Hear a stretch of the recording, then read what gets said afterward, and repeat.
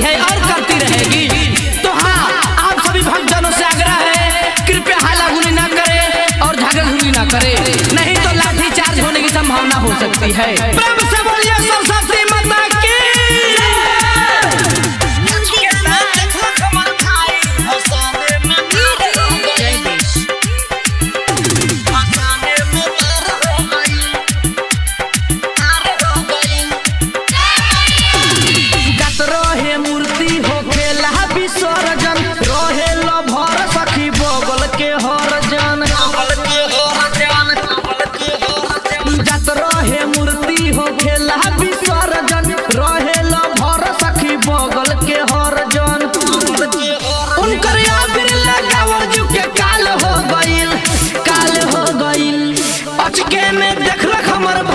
भसाने में मार हो गईल, अरे मार हो गईल।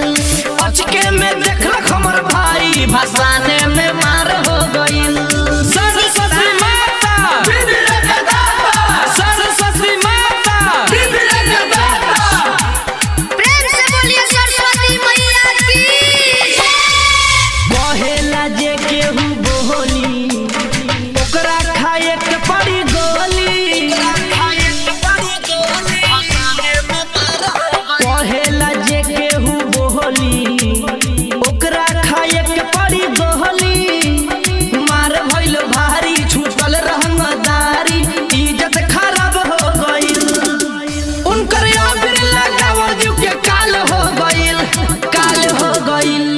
अचके में देखलक हमर भाई, भसाने में मार हो गईल, अरे मार हो गईल। अचके में देखलक हमर भाई, भसाने में मार हो गईल।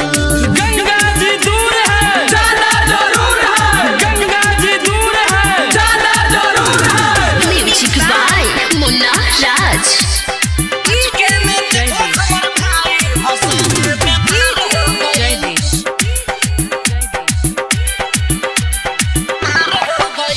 डीजे के फुल के साउंड लगला समारे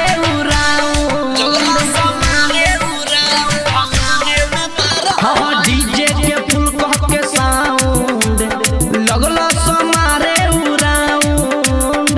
पहले विकास कर दी पराई कर, गाँव में बवाल हो गईल। पुलिस प्रशासन सभे तैयार हो गईल।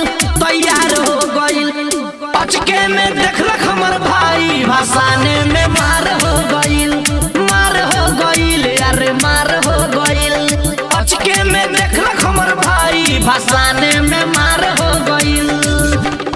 जत रहे मूर्ति हो खेला विसर्जन, रहे लो भर सखी बगल प्रजन।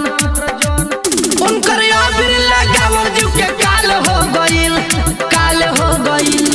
अचके में देखलक हमर भाई, भसाने में मार हो गईल, अरे मार हो गईल। अचके में देखलक हमर भाई, भसाने में मार हो गईल। राज स्टूडियो, स्टेशन रोड, सुगौली।